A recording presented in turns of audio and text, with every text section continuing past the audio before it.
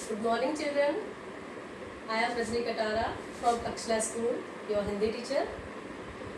बच्चों, पिछली क्लास में हमने व्याकरण का पहला पाठ किया था जिसका नाम था भाषा और उसके रूप। मैं आशा करती हूँ कि आपको पहला पाठ समझ में आ गया होगा। Yes, ma'am. अब हम व्याकरण का दूसरा पाठ करेंगे जिसका नाम है वर्ण तथा लेखन व्यवस्था। ठीक है बच्चों, दूसरे पाठ का क्या नाम है? वर्ण तथा लेखन व्यवस्था। नाम से कुछ समझ में आ रहा है क्या है? वर्ण सुना है पहले कभी? वर्ण और लेखन व्यवस्था मतलब लिखने की व्यवस्था। तो वर्ण क्या है? सबसे पहले हम ये पढ़ेंगे कि वर्ण क्या है।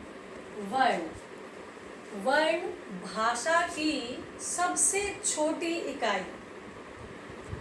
वर्ण भाषा की सबसे छोटी इकाई जिसके टुकड़े नहीं किए जा सकते वर्ण कहलाती है। भाषा की सबसे छोटी इकाई को वर्ण कहते हैं जिसके हम और टुकड़े नहीं कर सकते, जैसे अ आ इ ई क ख ग, ये सब समझ में आया। जैसे मान लो हमारे पास कोई शब्द है वायु, तो वायु के हम टुकड़े कर सकते हैं ना, व हलंत। देखो कैसे, वायु अगर शब्द है तो हम उसके टुकड़े कैसे कर सकते हैं?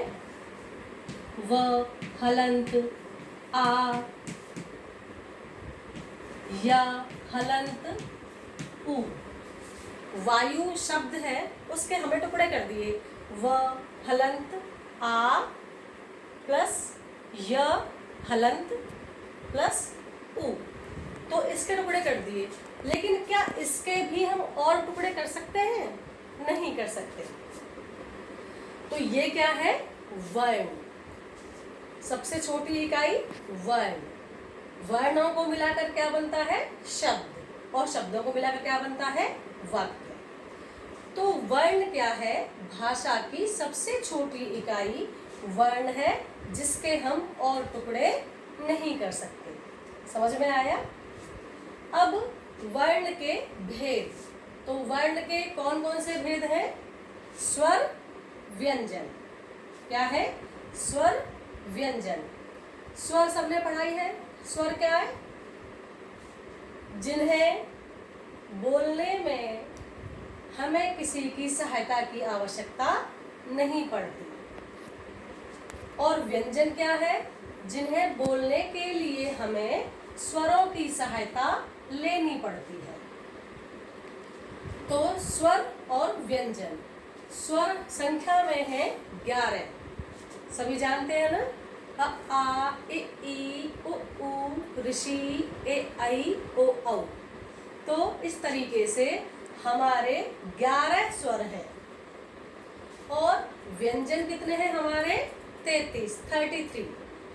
ये तो आपने अब तक छोटी क्लासेस में भी पढ़ा होगा। अब हम इसी को आगे पढ़ेंगे, स्वर के ही अलग भेद बताएंगे जो अब तक शायद आपने पिछली क्लासेस में नहीं पढ़े होंगे।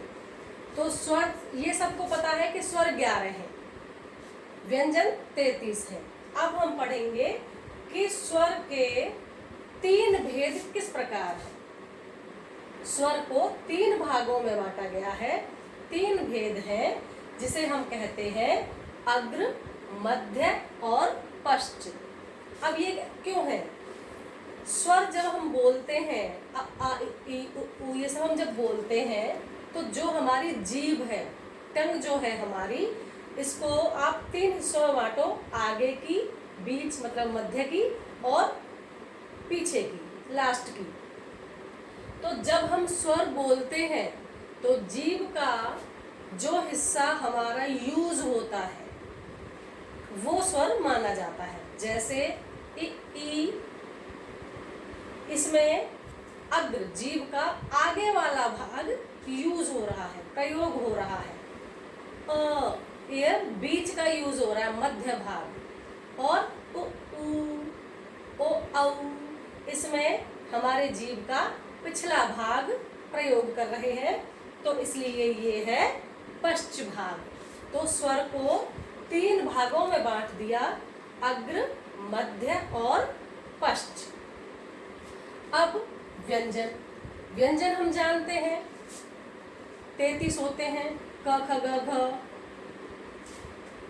संख्या में 33 है, ये हम जानते हैं। उसके अलावा आपने ये भी पढ़ा होगा कि व्यंजन को 3 भागों में बांटा, स्पर्श, ऊष्म और संघर्ष। अब ये आपने पढ़ा है पहले, स्पर्श व्यंजन कौन कौन से होते हैं आपके, 25 होते हैं, का से लेकर माँ तक के।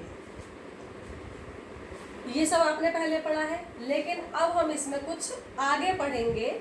व्यंजन को हमने यहाँ पर 2 भागों में बांटा है। पहला उच्चारण प्रयत्न के आधार पर और दूसरा उच्चारण स्थान के आधार पर। उच्चारण स्थान तो आपको नाम सुनते ही समझ में आ गया होगा बच्चों। उच्चारण स्थान जानते हैं ना, कंठ, तालव्य, ओष्ठ, ये उच्चारण स्थान है। लेकिन इससे पहले क्या है, प्रयत्न के आधार पर, उच्चारण प्रयत्न के आधार पर। इसमें कौन कौन से भेद आते हैं, अल्प प्राण, महाप्राण, अघोष, सघोष, स्पर्शी और संघर्षी। तो अल्प का मतलब क्या होता है, कम, और महा का मतलब क्या होता है, अधिक, और प्राण का मतलब क्या होता है, वायु। अल्प प्राण मतलब कम वायु और महाप्राण मतलब अधिक वायु। तो जब हमारे, ये सबको पता है कि हमारे जब हम बोलते हैं तो हमारे जो स्वर तंत्रियां हैं उनमें झनकार होती है, वाइब्रेशन होती है। वोकल कॉर्ड्स जो हमारे होते हैं उनमें वाइब्रेशन होती है, तो उसे कहा जाता है अघोष और सघोष। ठीक है, जो वाइब्रेशन होती है वो क्या है, घोष। तो जहाँ वाइब्रेशन होती है वो सघोष और जहाँ वाइब्रेशन नहीं होती वो अघोष। और स्पर्शी मतलब जहाँ स्पर्श करते हैं, तो स्पर्शी व्यंजन हमारे कौन से हैं, का से माँ तक के, और संघर्षी स, श, ह। ठीक है, समझ में आ गया बच्चों। अब अल्प प्राण, महाप्राण समझ में आया, अघोष और सघोष समझ में आया, स्पर्शी और संघर्षी समझ में आ गया। अब हम देखेंगे कि अल्प प्राण और महाप्राण क्या है। जब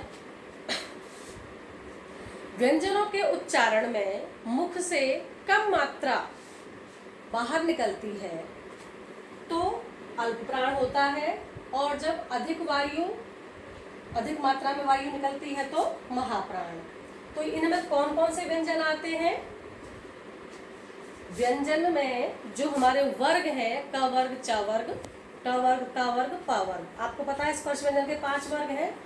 तो प्रत्येक वर्ग का पहला और तीसरा, जैसे क और ग, पहला और तीसरा व्यंजन अल्प प्राण है, और दूसरा और चौथा व्यंजन महाप्राण है। समझ में आया, ख और घ। ठीक है बच्चों, तो अल्प प्राण महाप्राण समझ में आ गया। किसी भी वर्ग का पहला और तीसरा अल्प प्राण होता है और दूसरा और चौथा महाप्राण होता है। समझ में आ गया बच्चों इतना। उसके बाद देखेंगे अघोष और सघोष। मैंने जैसे अभी बताया कि जब हमारे स्वर तंत्रियों की जो वाइब्रेशन होती है, गूंज होती है, घोष होता है, उसे सघोष कहते हैं, और जो नहीं होती गूंज, घोष, तो उसे हम अघोष कहते हैं।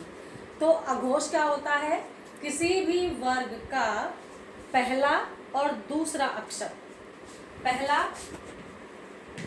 और दूसरा अक्षर अघोष होता है, और तीसरा, चौथा, पांचवा अक्षर सघोष होता है, जैसे ग, घ, न। ठीक है बच्चों, इतना समझ में आ गया।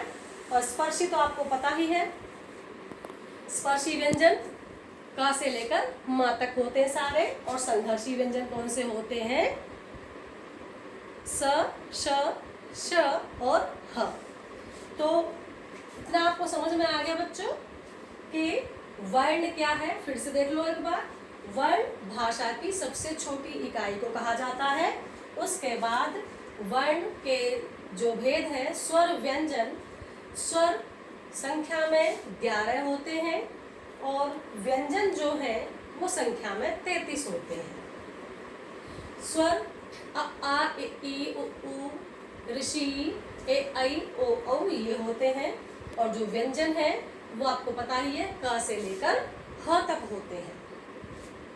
उसके बाद हमने आज जो नया पढ़ा वो क्या था कि स्वर के 3 भेद हैं जीभ के द्वारा जब इनका प्रयोग किया जाता है तो, अग्र, मध्य और पश्च। उसके बाद व्यंजन के हमने 2 पढ़े, प्रयत्न के आधार पर और स्थान के आधार पर। तो उच्चारण प्रयत्न के आधार पर 3 भेद हैं, अल्प प्राण, महाप्राण, अघोष, सघोष और स्पर्शी, संघर्षी। तो इतना समझ में आ गया बच्चों आपको ढंग से। उसके बाद हम करेंगे उच्चारण स्थान। उच्चारण स्थान क्या है? जब हम व्यंजनों को बोलते हैं, स्वर और व्यंजन दोनों को ही जब हम बोलते हैं तो वे वर्ण हमारे किस अंग से निकलते हैं? मतलब मुंह से जब निकलते हैं तो मुंह में 3 भाग हैं हमारे। देखो, अंदर है तालव्य, कंठ, और फिर होठों के द्वारा भी निकलते हैं, और दांत भी बीच में आते हैं। तो हमारे मुख के अंदर जो जो हमारे शरीर के अंग आ रहे हैं उनके मध्य में से होकर वर्ण कैसे निकलते हैं, उन्हें उच्चारण स्थान कहा जाता है। मतलब उच्चारण अवयव मुख के ऊपरी जबड़े में किस स्थान पर अवरोध उत्पन्न करते हैं, रुकावट उत्पन्न करते हैं, इस आधार पर व्यंजनों को बांटा गया है। ओष्ठ है, ओष्ठ जानते हैं, होठ। अब देखो, होठों द्वारा क्या बोल जाते हैं? प, फ, ब। बोल के देखो, प, फ, ब, भ। इनमें आपके दोनों होठ मिल रहे हैं, होठों का प्रयोग हो रहा है, तो ये है ओष्ठ उच्चारण स्थान। प, फ, ब, भ, म। अब है दंत, जिसमें जिनको बोलने में दांतों का आपका प्रयोग होगा। त, थ, द, ध, न। बोल कर देखो, त, थ, द, ध, न। देखो, इसमें आपके जो दांतों का प्रयोग हो रहा है, जी से लग रही है, तो ये है दंत। अब तालव्य, च, छ, जो आपकी जीभ है वो तालव्य से टकरा रही है, तो वो क्या है? तालव्य उच्चारण स्थान। च, छ, ज, झ, ञ। मूर्धन्य, ये जो हमारे आगे का हिस्सा है, मतलब दांतों से पीछे का जो हिस्सा है, जीभ हमारी यहाँ टकराएगी बोलने में, उन्हें कहा जाएगा मूर्धन्य।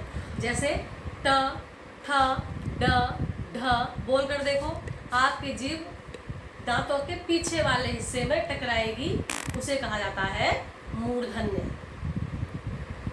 उसके बाद कंठ है, मतलब जो हमारे कंठ से निकलते हैं वो होते हैं कंठ। क, ख, ग, घ। जहाँ हमारी जीभ का कहीं टच नहीं हो रहा है लेकिन कंठ से निकल रही है आवाज, तो ये क्या है? कंठ उच्चारण स्थान। तो बच्चों, आज हमने उच्चारण स्थान किया, तो समझ में आया आपको? ओष्ठ, जिनको बोलने में होठ, प, फ, ब। दंत, जिसमें दांतों का प्रयोग होता, थ, दांत लग रहे हैं। तालव्य, च, छ, ज। मूर्धन्य, जहाँ जीभ हमारी मूर्धन्य से टकराए, मतलब दांतों के पिछले वाले हिस्से से। कंठ, मतलब जहाँ कंठ से आवाज आए, क, ख, ग। तो इस तरीके से ये है उच्चारण स्थान। तो बच्चों, आज हमने वर्ण पढ़ा, स्वर पढ़ा और व्यंजन पढ़ा। उसके बाद आगे हम पढ़ेंगे आगत ध्वनियां। आगत ध्वनियां जानते हो आप क्या होते हैं? आगत ध्वनियां होती हैं जो बाहर से भाषाएं जो होती हैं, बाहर की भाषाएं जो होती हैं, उनसे जो हम शब्द लेते हैं उन्हें आगत ध्वनियां कहते हैं। और आगत ध्वनियां कौन कौन सी हैं हमारी? ज, फ, देखो एक तो है ओ, एक है ज और एक है फ। तो ओ क्या है? ना तो ओ होता है और ना औ होता है। ओ से ज्यादा और औ से कम तो बोलते तो वो ओ हो जाता है। तो इसमें इंग्लिश का जो ओ होता है ना, उसकी साउंड आती है, जैसे बॉल, हॉल, मॉल। तो इसमें क्या है? चांद लगता है, चांद। चांद बिंदु नहीं, चांद लगता है। तो ये है। और दूसरा ज होता है, ज हमारे वर्णमाला में ज आता है, लेकिन जा के नीचे नुक्ता बिंदु लग जाता है। और ऐसे ही होता है फ होता है हमारी वर्णमाला में और उसके नीचे नुक्ता या बिंदु हम लगा देते हैं तो वह फ बन जाता है। तो ओ, ज, फ ये है हमारी आगत ध्वनियां, मतलब बाहर से आई हुई। तो बच्चों, आज हमने वर्ण, स्वर, व्यंजन और आगत ध्वनियों के बारे में पढ़ा। अब इनसे संबंधित जो मैं काम आपको दूंगी गृह कार्य में, उसे आपको अपनी हिंदी की फेयर कॉपी में करना है। ठीक है बच्चों, समझ में आया? तो इस पूरे काम को आप तरीके से फेयर कॉपी में करेंगे और आगे का पाठ हम अगली क्लास में करवाएंगे। धन्यवाद।